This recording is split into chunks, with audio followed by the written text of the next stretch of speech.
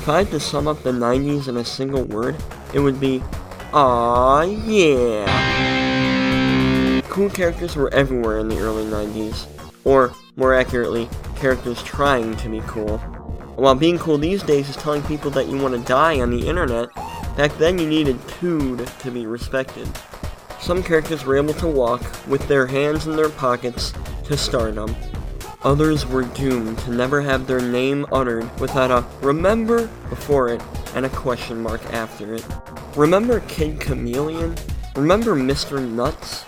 Remember Cool Spot? Remember Awesome Possum? Kicks Dr. Machino's butt? Remember Mario? But maybe the problem with all the characters I just mentioned was that they weren't writing utensils. Why isn't there a game where the main character is a pencil? Oh. Wild Woody was released in 1995 for the first of Sega's two half-console add-on things for the Genesis, the Sega CD. The Genesis sold nearly 50 million units worldwide, but the Sega CD was only able to rake in a little over 2 million. If we do some maths, we can see that only about 4% of Genesis owners bought a Sega CD, and an even smaller percentage bought the 32X. Based on these numbers, some might say that Wild Woody was doomed from the start. Regardless if you think this is true or not, he was unable to attain worldwide popularity, as you probably already guessed. Aww. Even now, the game's not discussed online all too much, and when it is given critical examination, the critic is usually left unimpressed. But who knows? Maybe this game is a diamond in the rough, and buried under all the negative opinions is a game that has been robbed of the attention it deserved all along.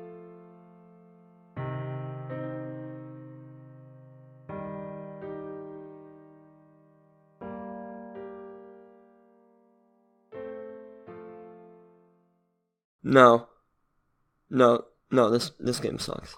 The first thing you see when you boot up this game is a little animation of Woody watching TV, even though this game has nothing to do with TV. It's not even wild, it's just lazy. I guess it's supposed to be like Woody's turning on the TV to play the game? You were on thin ice, mister. Thin ice. Before the first level, you're treated to an introductory cutscene in which Woody tries to fucking eat you. Call me Woody. Wild Woody! And then he says, "See you in a jet, little boy. It's time to start sketching!" Fucking amazing. There are cutscenes like this after every level, and they're probably the parts of the game that I enjoy the most. They do a great job of portraying Woody as the nuanced character that he is. Woody's got the rock and time's running out. He's at the top of the key. 3, 2, 1. He shoots! It's good! Besides the lifelike cutscenes, the presentation is a mixed bag. Sometimes the art is good, sometimes it's bad. Sometimes the music is good, sometimes the music is really good, and other times it... The only part of the presentation that's consistently good is the sound effects. Everything from erasing enemies to pausing the game is accompanied by some satisfying Genesis goodness. Every game should have sound effects like these.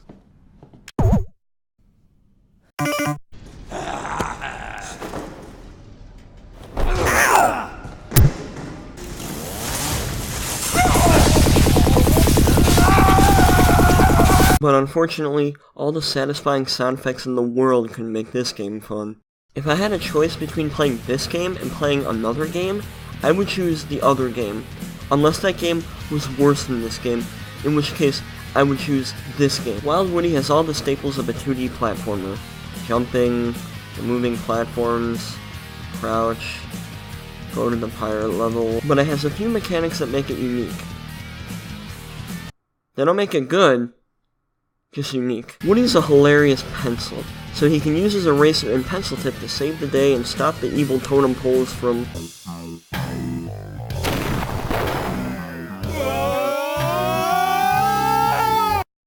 blowing up a desk. You can erase enemies by jumping on them. Sometimes. Other times Woody just won't erase and you'll fall through them and take damage instead. Other times, Woody will home in on enemies even if you're not that close. Jeez, I guess Woody really wanted that dog dead. Woody can also use his eraser to erase certain spots on the floor or wall. Sometimes these spots are too obvious, with a white arrow simply pointing to where you need to erase, but most of the time it's impossible to know which parts are erasable and which aren't. Another big problem is the time it takes to erase things. It's inconsistent. This may sound like a super small detail, but it may lead to you trying to erase something, giving up because nothing happened, only to come back and realize that you actually did need to erase there, but you just didn't hold down the button for long enough. The other gameplay mechanic that doesn't really work but sounds cool on paper is the ability to draw stuff and have it come to life before your very eyes. Ain't that cool?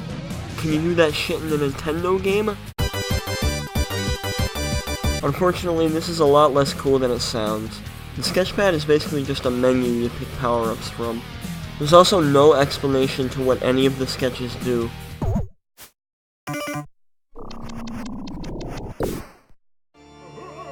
Okay, it's moving back and forth.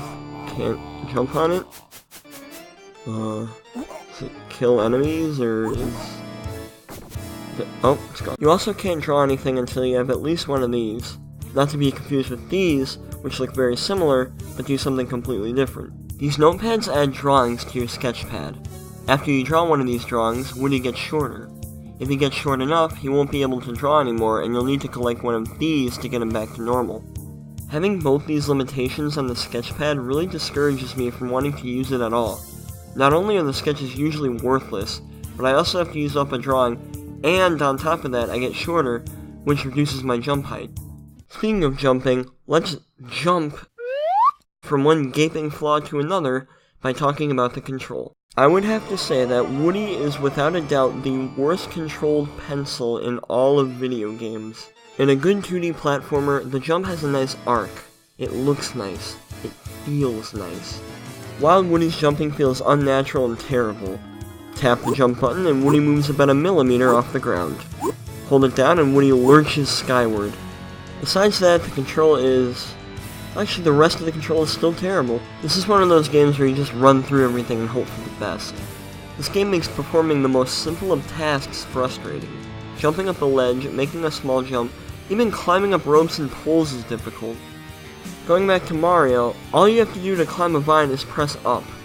I've beaten Wild Woody, and I'm still not totally sure how to hold on to poles. You have to, like, hold jump, and sometimes you'll slide down for no fucking reason. To sum it all up, this game feels unfinished.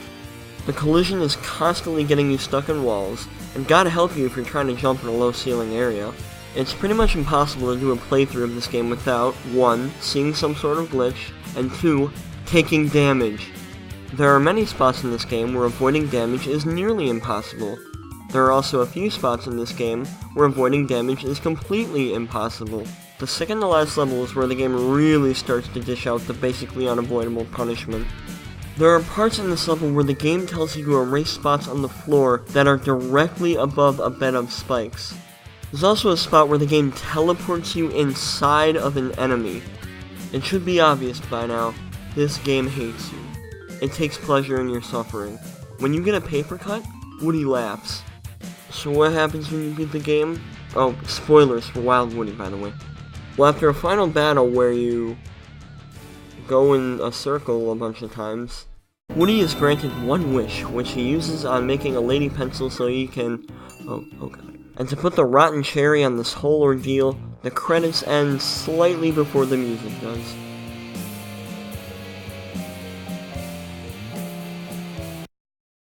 Perfect. Wild Woody is a reminder of the side of the 90s people don't want to remember. For every Sonic the Hedgehog, there are about a dozen Rocky Rodents, awesome possums, and Wild Woodies. Now obviously, this video isn't an attack on Wild Woody personally. If you see him in real life, don't attack him or anything.